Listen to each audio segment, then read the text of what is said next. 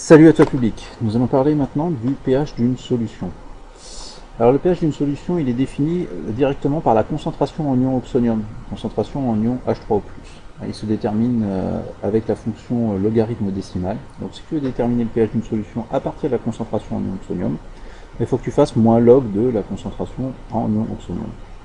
Alors cette fonction log, je vais y venir un petit peu dessus, histoire de comprendre comment elle fonctionne. Le mieux c'est que tu prennes ta calculatrice et puis que tu tabes log de x, avec x qui vaut par exemple 0,01. Et dans ce cas-là, ta calculatrice va te renvoyer comme information moins 3. Voilà. Log de 0,01, elle va te renvoyer moins 2. Log de 0,1, elle va te renvoyer moins 1. Log de 1, 1, et ainsi de suite. Donc, sur les propriétés de cette fonction logarithme, si on prend deux grandeurs a et b, si on prend le logarithme du produit a fois b, ça va être égal au logarithme de a plus le logarithme de b. Alors si on essaye ici, ça marche assez bien forcément, parce que si on fait, je sais pas moi, log de 10 fois 100, log de 10 fois 100, ça nous fait finalement log de 1000, c'est 3. C'est bien égal à log de 10 plus log de 100, plus 2, c'est bien égal à 3. De la même manière, si tu fais le quotient de a sur b, que tu en prends le logarithme de a sur b, ça va être égal à log de a moins log de b. En termes de concentration, ça donne quoi?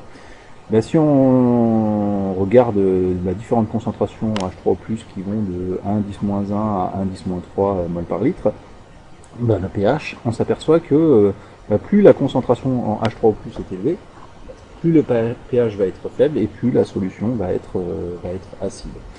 Donc ça c'est quelque chose que je t'ai déjà dit dans une vidéo précédente, c'est que l'acidité d'une solution, le pH sera d'autant plus faible que la concentration en ion sodium H3O+, sera importante.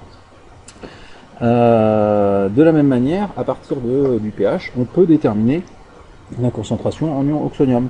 C'est le cas en faisant la fonction 10 puissance moins le pH, et là ça te permettra de trouver directement la concentration en ion oxonium. Bon.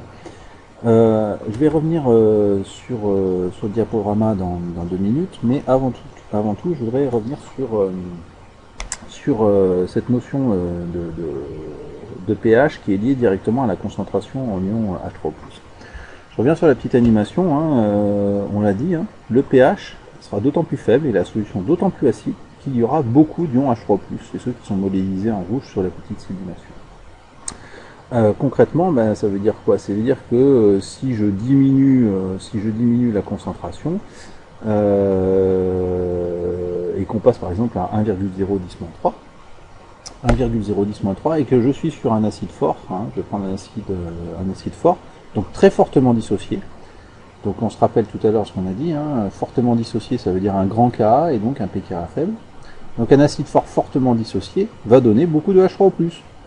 Et il va donner beaucoup de H3O+, et donc la solution va être très acide, puisqu'on a vu que l'acidité de cette solution dépendait directement de la concentration H3+. Alors concrètement, ça veut dire quoi? Si en concentration apportée, je suis à 1,10-3 mol par litre, et que cet acide se dissocie complètement, j'aurai une concentration proche de 1,010-3 mol par litre. Si tu prends ta calculatrice et que tu fais moins log de 1,010-3, tu vas trouver un pH qui est égal à 3, sans surprise, comme le montre le modèle qui est ici. Si par contre j'augmente encore la concentration, on passe à 1,010-2 mol par litre, on aura un pH effectivement qui sera proche de 2, puisque si tu fais moins log de 1,010-2, tu vas trouver un pH à 2. Voilà, donc cette concentration, elle a un impact direct sur finalement le pH de ta solution. Je reviens sur mon diaporama.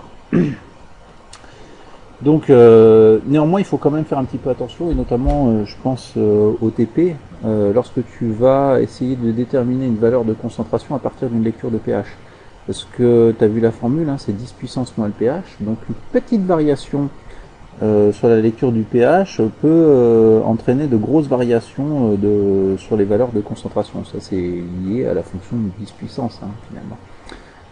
Un petit exemple qui permet de bien comprendre ça. J'ai une valeur de pH qui est comprise entre 5,25 et 5,35. unité de pH, donc ça nous fait une variation finalement de 1/10 d'unité de pH maximum. Et là, quand je calcule la concentration en ion H3O+, qui découle de ces deux mesures, 10 puissance moins 5,25 ou 10 puissance 5,35, eh bien on s'aperçoit que la concentration en ion oxonium varie de 5,6 à 4,4 10-6 mol par litre. Donc ça fait quand même une variation qui est importante. On a du 1 pour 4, on a même 1 pour 5. C'est quasiment une variation de 20%. Alors que là, on était une variation de 2%. Donc 2% de variation d'unité de pH, ça nous génère une variation de 20% de la concentration en ion oxonium. Donc attention, quand tu es en TP, à ne pas afficher trop de chiffres significatifs comme je l'ai fait ici. Je le fais volontairement parce qu'en classe, j'essaie de vous faire réfléchir sur le nombre de chiffres significatifs qu'il faut écrire, et surtout qui découle de cette mesure. Parce que tu verras en plus que les mesures de pH sont rarement très stables lorsque tu les fais en TP.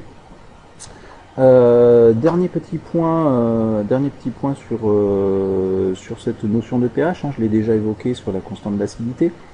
Donc je te rappelle la définition de cette constante d'acidité, c'est le produit de la concentration des produits, d'accord. Donc si tu écris l'équation de transformation entre ton acide et l'eau en tant que base, tu multiplies les concentrations des produits de cette transformation chimique, à savoir la base conjuguée et la concentration d'ion oxonium, et tu la divises par la concentration en acide. Si tu as un acide fort, donc le numérateur, le produit va être élevé, alors que le dénominateur sera faible, parce que l'acide fort va se dissocier complètement, il ne restera presque plus d'acide HA, et il aura permis, lors de sa transformation, de fabriquer beaucoup d'ion oxonium. Donc si tu as un acide fort, il y a beaucoup de H3O+.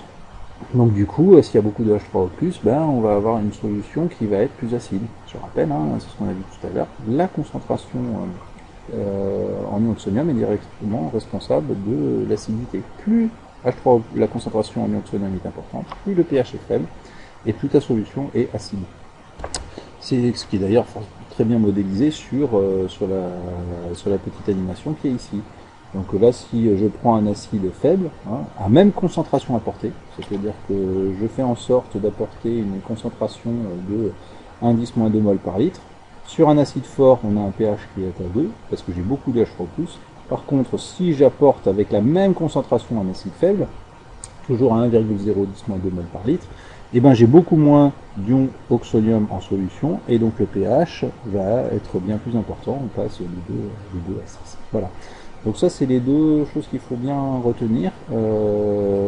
C'est que le pH dépend directement de la concentration en ion H3O+, que plus la concentration en ion H3O+ est importante, plus le pH est faible et plus la solution est acide. Et puis après, à concentration égale, un acide fort dont le K est élevé et le pK est faible, à concentration égale, on aura une solution qui est plus acide dans le cas d'un acide fort que d'un acide faible. Voilà, j'espère que cette vidéo t'aura aidé, et puis je te dis à très bientôt pour parler de l'autoprotolyse de l'eau.